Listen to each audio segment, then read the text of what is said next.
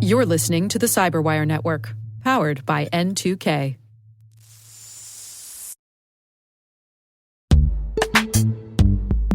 Today's sponsor, Rapid7, has an irresistible invitation for you CISOs and security practitioners out there. A free 2-day virtual summit. The subject? Preemptive security. Join the Global Cybersecurity Summit on May 12th and 13th from wherever you like. A-list speakers will show you how organizations are disrupting attacks before they can blowtorch your day. You'll see how exposure management, MDR, and AI together let you make the decisive move. Registration is open at rapid7.brighttalk.com.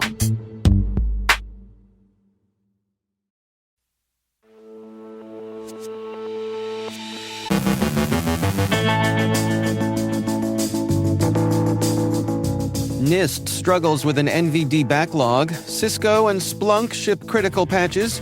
Researchers flag a systemic flaw in Anthropic's MCP. ShinyHunters leak 13.5 million McGraw Hill accounts. Cargo theft goes cyber. A Tennessee hospital breach hits over 300,000 patients. 2 Americans are sentenced in a North Korean fake IT worker scheme. Our guest is Rob Allen, Chief Product Officer at ThreatLocker, describing security gaps addressed by Zero Trust. And OpenAI lets security teams take off the training wheels.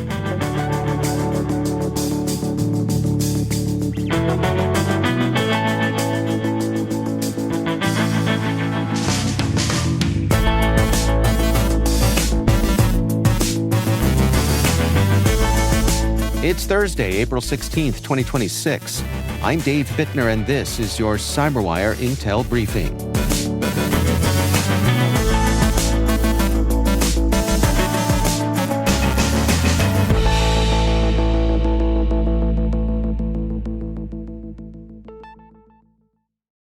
Thanks for joining us here today. It is great, as always, to have you with us. The U.S. National Vulnerability Database, the NVD, operated by the National Institute of Standards and Technology, NIST, is shifting to a risk-based prioritization model after a sharp surge in reported vulnerabilities outpaced its processing capacity. CVE submissions rose by 263% between 2020 and 2025, and early 2026 reporting is already about 1/3 higher than the same period last year. Although the NVD enriched nearly 42,000 CVEs in 2025, officials say the backlog continues to grow. Under the new approach, the NVD will stop enriching vulnerabilities reported before March 1st of this year, unless specifically requested. Priority will go to vulnerabilities affecting U.S. federal systems, software identified as critical under Executive Order 14028, and entries on CISA's known exploited vulnerability list. Other CVEs will still be listed but marked not scheduled. The NVD will also reduce duplicate severity scoring and limit reanalysis of modified CVEs, focusing resources on high-impact risks as vulnerability discovery accelerates, partly driven by AI-based tools. Cisco has released patches for 4 critical vulnerabilities affecting its WebEx services platform and identity services engine, including a high-risk single sign-on flaw. The WebEx issue stemmed from improper certificate validation in Control Hub integration and could allow unauthenticated remote attackers to impersonate users and access legitimate services. Although Cisco fixed the flaw server-side, customers using SSO must upload a new SAML certificate to prevent service disruption. Cisco also addressed 3 critical ISE vulnerabilities that could allow attackers with administrative credentials to execute arbitrary operating system commands. In addition, 10 medium-severity issues were patched, including flaws enabling authentication bypass, privilege escalation, and denial of service conditions. Cisco said it has no evidence of active exploitation so far. Splunk has released security updates addressing vulnerabilities in Splunk Enterprise, Cloud Platform, MCP Server, and several third-party components. A high-severity flaw could allow low-privileged users to upload malicious files and achieve remote code execution due to improper handling of temporary files. Another high-severity issue exposed session and authorization tokens in clear text under limited access conditions. Splunk also patched two medium-severity issues affecting username formatting and data model settings. No active exploitation has been reported. Users are urged to upgrade to supported fixed versions. Security researchers at Ox Security have identified a critical systemic vulnerability in Anthropic's open-source model context protocol that could enable arbitrary command execution across affected systems. The issue stems from the protocol's stdio interface, which executes commands even if a server process fails to start, potentially exposing sensitive data, API keys, databases, and chat histories. Researchers say the behavior is embedded in MCP software development kits across multiple programming languages and may affect over 200 open-source projects and up to 200,000 instances. Anthropic reportedly described the behavior as expected and placed responsibility for sanitization on developers. Ox Security issued more than 30 disclosures to affected projects. Experts warn organizations using MCP should treat the issue as a serious supply chain risk. The ShinyHunters extortion group has leaked data linked to 13.5 million McGraw Hill user accounts after exploiting a misconfiguration in the company's Salesforce environment earlier this month. McGraw Hill confirmed unauthorized access to a limited data set from a Salesforce-hosted web page, but said its Salesforce accounts, courseware, customer databases, and internal systems were not affected. According to Have I Been Pwned, more than 100 gigabytes of leaked files include email addresses and, in some cases, names, phone numbers, and physical addresses. The attackers had previously claimed to steal up to 45 million records and threatened to release them unless a ransom was paid. The exposed data could enable spear phishing targeting customers. ShinyHunters also reportedly leaked separate data from Rockstar Games' Snowflake environment. Cybercriminal groups are increasingly targeting transportation and logistics firms with malware campaigns designed to enable cargo theft through credential compromise and remote system control. According to Proofpoint, attackers commonly deploy remote monitoring and management tools after phishing victims with malicious Visual Basic script attachments disguised as broker agreements. These tools allow threat actors to access freight platforms, redirect shipments, and monetize stolen goods. In a recent campaign, researchers observed a small threat group using 13 PowerShell scripts to gather credentials, extract browser data, and search for financial assets such as PayPal accounts and cryptocurrency wallets. The attackers also installed multiple RMM tools, including Screen Connect, Pulseway, and Simple Help, emphasizing persistence and redundancy. Notably, they used a fraudulent code signing service to disguise malware installers and evade detection. Researchers estimate cargo theft cyber activity contributes to roughly $35 billion in annual global losses, with multiple threat groups actively targeting the sector. Cookeville Regional Medical Center in Tennessee disclosed a ransomware-related data breach affecting more than 337,000 individuals after attackers accessed and stole files in July of last year. Compromised data may include names, social security numbers, driver's license details, financial information, and medical records. The Riceta ransomware group later listed the data for sale for 10 Bitcoin, then reportedly released it publicly after failing to find a buyer. The hospital said it has no evidence of misuse so far, though identity theft risks remain significant. 2 U.S. nationals have been sentenced to prison for helping North Korean remote IT workers fraudulently obtain jobs at more than 100 U.S. companies, including Fortune 500 firms.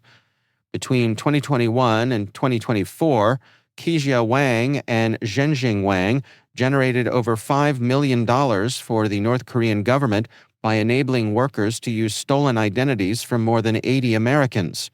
The scheme involved shell companies, fake websites, financial accounts, and hosting company-issued laptops inside the United States to mask foreign access to corporate networks.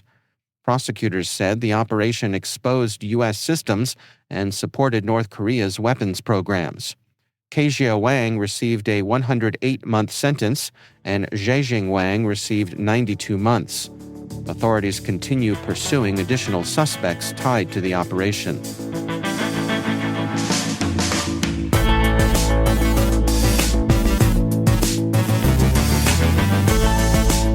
Coming up after the break, my conversation with Rob Allen from ThreatLocker. We're describing security gaps addressed by Zero Trust. And OpenAI lets security teams take off the training wheels. Stay with us.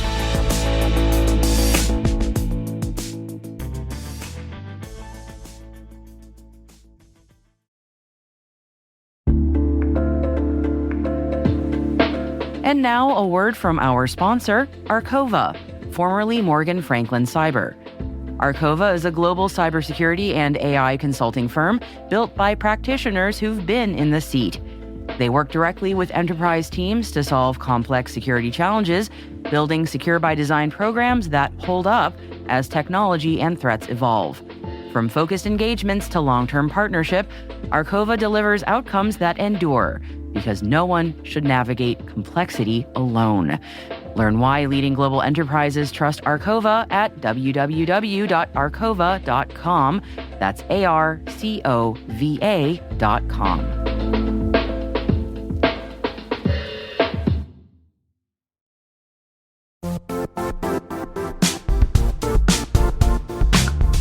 No, it's not your imagination.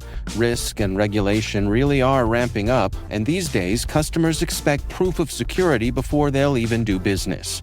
That's where Vanta comes in. Vanta automates your compliance process and brings compliance, risk, and customer trust together on one AI-powered platform. So whether you're getting ready for a SOC 2 or managing an enterprise governance risk and compliance program, Vanta helps keep you secure and keeps your deals moving. Companies like Ramp and Ryder spend 82% less time on audits with Vanta. That means less time chasing paperwork and more time focused on growth. For me, it comes down to this. Over 10,000 companies, from startups to large enterprises, trust Vanta to help prove their security. Get started at vanta.com/cyber.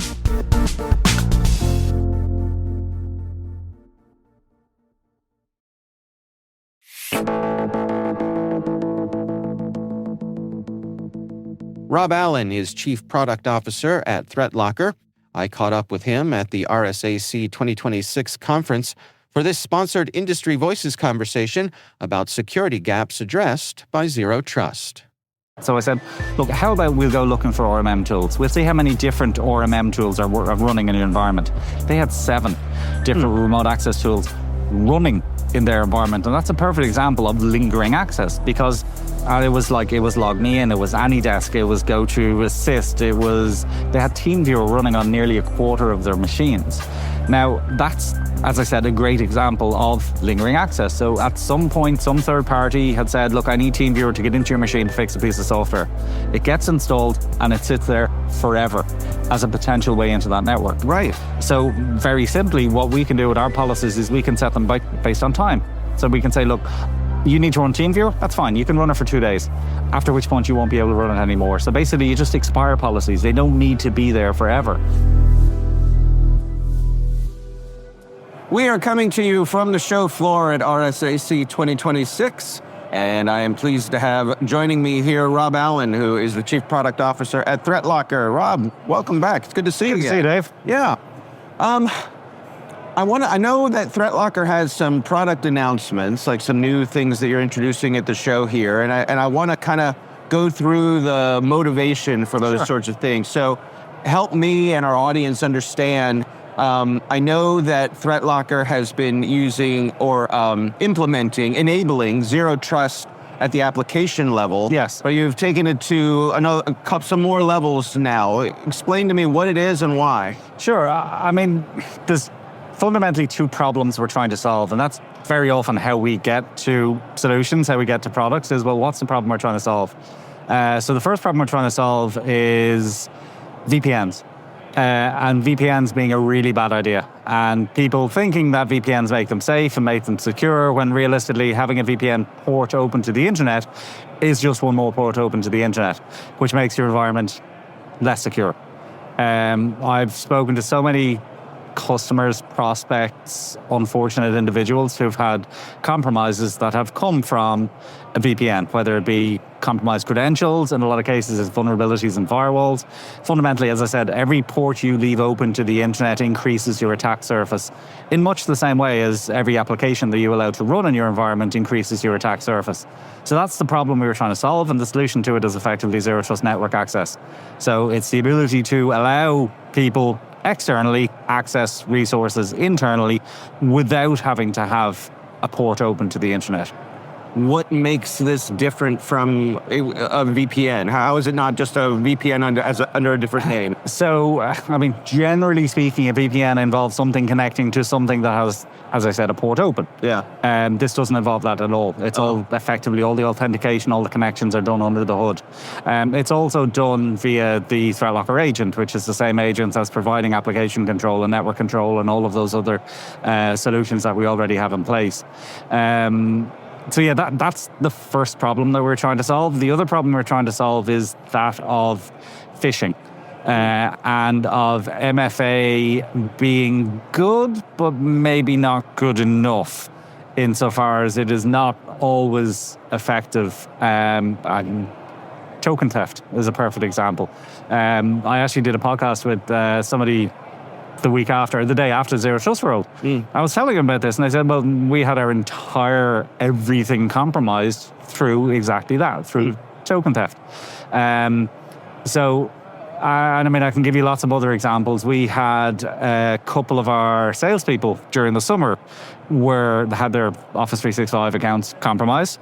Now, fortunately, what happened when they did get compromised is that the attackers did what attackers usually do. So they set up forwarding rules. So basically that was something that is a common indicator of compromise. So our MDR team, when they saw that, were able to jump on it. They were able to close, lock out the accounts, basically solve that problem. But the question is, what happens if they didn't do all of the things that attackers usually do? We actually did, as an exercise ourselves, a targeted phishing campaign in the weeks coming up to Zero Trust World. Now, I have to admit, I'm not going to say it was unfair, but it was extremely well done. So we used AI to help us to generate it or to make it. We sent the emails from somebody who these emails would have been sent from, so the person who was organizing Zero Trust World. And it was basically you've got sessions coming up at Zero Trust World, just review the files in this SharePoint, make sure everything is okay. Pretty believable, but also something that anybody really would be able to. I mean, the information in it was pretty obvious. They were all listed as speakers on the website. The person who's organizing it would probably be fairly well known. So it was something that anybody realistically could have done. But when we did that, we had 5 of our engineers, so our most senior, experienced and knowledgeable technical people internally, fall for it. Put in their credentials, gave away their username and password, and also approved an MFA into their account. Wow. 5 of our most senior, experienced, and knowledgeable technical people did that. Now, if it can happen to them, it can happen to anyone. Yeah. So again, the problem we're trying to solve there is, well, look, this is still a problem. MFA is good, but is it good enough? It doesn't solve all eventualities. So therefore, we introduced what we call Zero Trust Cloud Access, which is not dissimilar to Zero Trust Network Access, but fundamentally you're routing your traffic to the likes of Office 365 or GitHub or Salesforce or whatever the cloud service that you choose to mention through us, through 1 or 2 IP addresses. You can lock those services down to say only these IP addresses can connect. So it doesn't matter if you give your username and password away. It doesn't matter if somebody steals a token. It means that they will not be able to connect because the IP addresses that they will be connecting from are not going to be approved IP addresses. So two problems and 2 solutions. How do you handle, someone's traveling, they're not where they usually are, you just... Again, it doesn't matter where you are. I mean, realistically, you could be in Timbuktu. As long as you have a device or you have the device that's allowed to connect, you'll be allowed to connect. It's going to route through us or broker that traffic through us more specifically. Help me understand that element of it, the device versus the identity, because that's an important distinction. It is, and it's actually, it's an interesting part. So the app, and I can show you the app on the phone right now, it actually incorporates an element of identity in it as well, which is that I need to, in order to connect to the resource, I need to use Face ID. So it does actually bring that identity aspect into it as well. So I am who I say I am, therefore I'm going to be able to connect to this resource. Let's talk about remote work. I mean, Sure. Ever since the pandemic, right? It is as natural, I think, as it ever, as much more than it was so before. How do we secure the folks who are remote on their own home networks? There's a perfectly good example. If you literally walk outside the door here and walk down there, you'll see 100 people sitting, operating on laptops. Right. On a public Wi-Fi. Right. And it's something that we already have a solution to, insofar as we've got network control. So network control, it's akin to NAC basically, but it's probably the easiest network control policy to set up, is one that blocks incoming access to things like workstations, laptops, etc.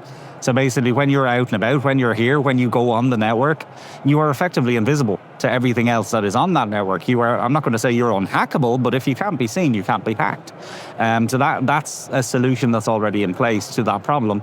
Plus, as I said, ZTNA and ZTCA both allow those users, whether they be at events like this or at home or in Starbucks or wherever they happen to be, to access the resources that they need to be able to access. And this happens without additional or undue friction. How do you completely thread that invisible to the needle? user? Yeah. Completely invisible to the user. They don't need to know, fundamentally, because it all happens under the hood. It's just all happening the behind the policies are created.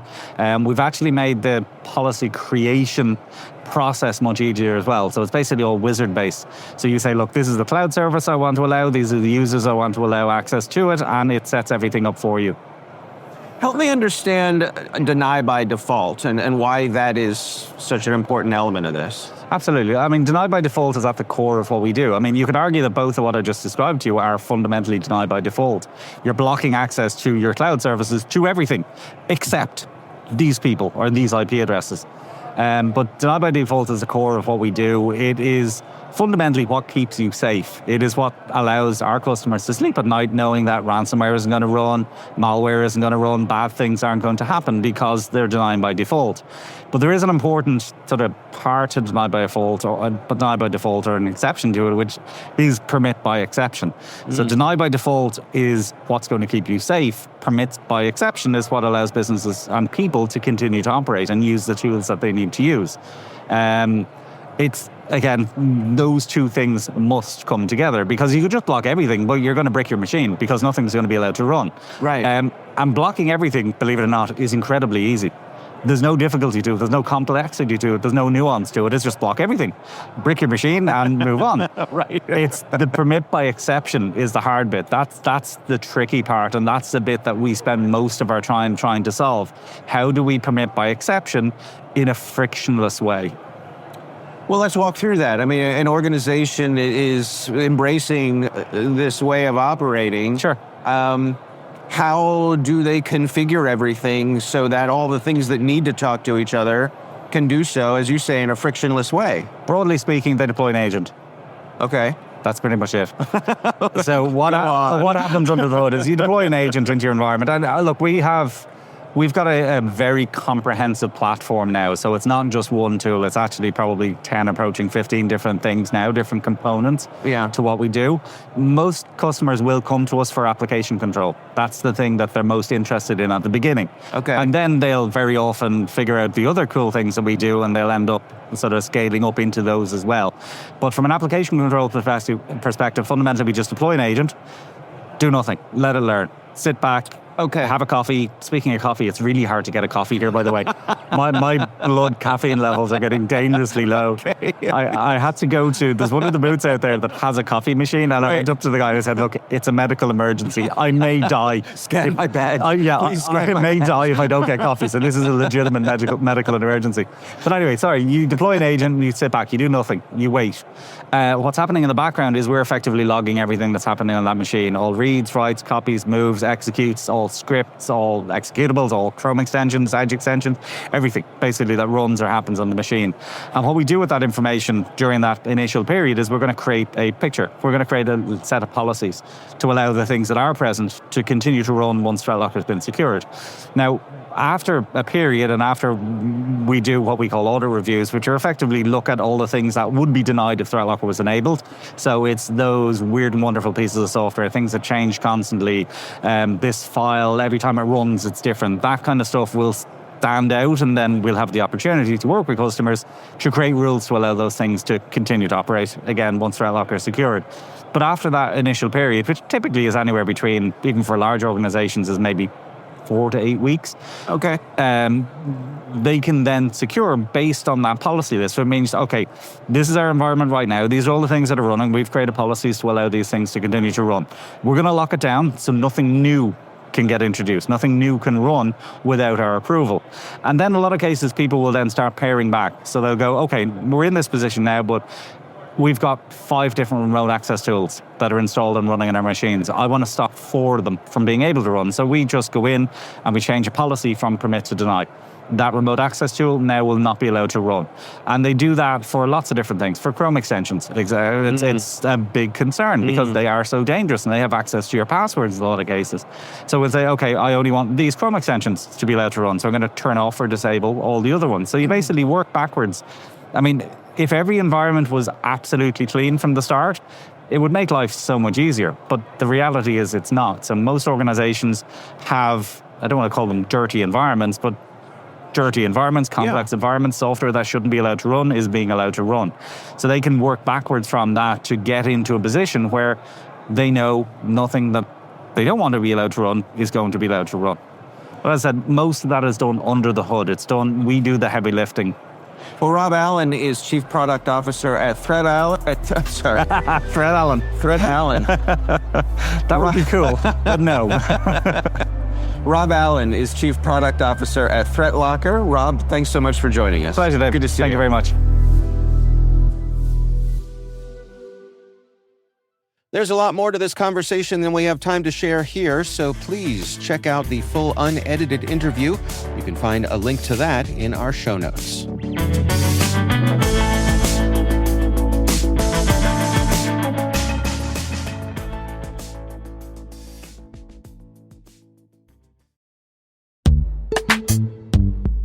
Most environments trust far more than they should, and attackers know it. ThreatLocker solves that by enforcing default deny at the point of execution. With ThreatLocker Allow listing, you stop unknown executables cold. With ring fencing, you control how trusted applications behave. And with ThreatLocker DAC, Defense Against Configurations, you get real assurance that your environment is free of misconfigurations and clear visibility into whether you meet compliance standards. ThreatLocker is the simplest way to enforce zero-trust principles without the operational pain. It's powerful protection that gives CISOs real visibility, real control, and real peace of mind. ThreatLocker makes zero-trust attainable, even for small security teams. See why thousands of organizations choose ThreatLocker to minimize alert fatigue, stop ransomware at the source, and regain control over their environments. Schedule your demo at threatlocker.com/N2K today.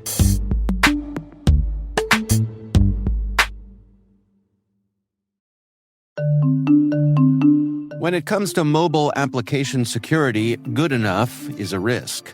A recent survey shows that 72% of organizations reported at least one mobile application security incident last year, and 92% of responders reported threat levels have increased in the past 2 years. Guardsquare delivers the highest level of security for your mobile apps without compromising performance, time to market, or user experience. Discover how Guardsquare provides industry-leading security for your Android and iOS apps at www.guardsquare.com.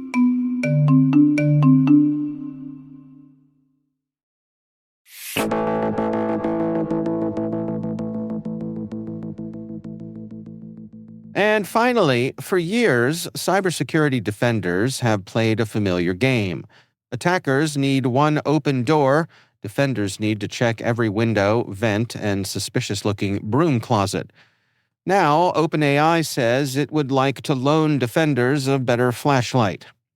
Enter GPT 5.4 Cyber, a specialized version of its flagship model built not for polite chatbot duties, but for serious defensive work like malware analysis and binary reverse engineering, tasks most AI tools usually avoid, like awkward small talk at conferences. Access is restricted to verified professionals through OpenAI's Trusted Access for Cyber program, part of a broader push to prepare defenders for faster arriving, more capable AI on both sides of the keyboard. The timing is deliberate. Rival models are already uncovering decades-old vulnerabilities at scale, which suggests attackers will not be standing still. OpenAI's bet is simple: give more defenders sharper tools now before the next wave arrives uninvited.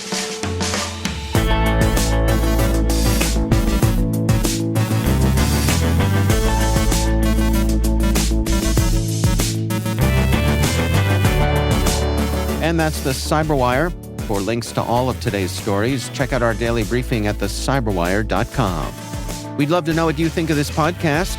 Your feedback ensures we deliver the insights that keep you a step ahead in the rapidly changing world of cybersecurity. If you like our show, please share a rating and review in your favorite podcast app. Please also fill out the survey in the show notes or send an email to cyberwire@n2k.com. N2K's lead producer is Liz Stokes. We're mixed by Trey Hester with original music and sound design by Elliot Peltzman. Our contributing host is Maria Vermazis. Our executive producer is Jennifer Eiben. Peter Kilpie is our publisher, and I'm Dave Bittner. Thanks for listening. We'll see you back here tomorrow.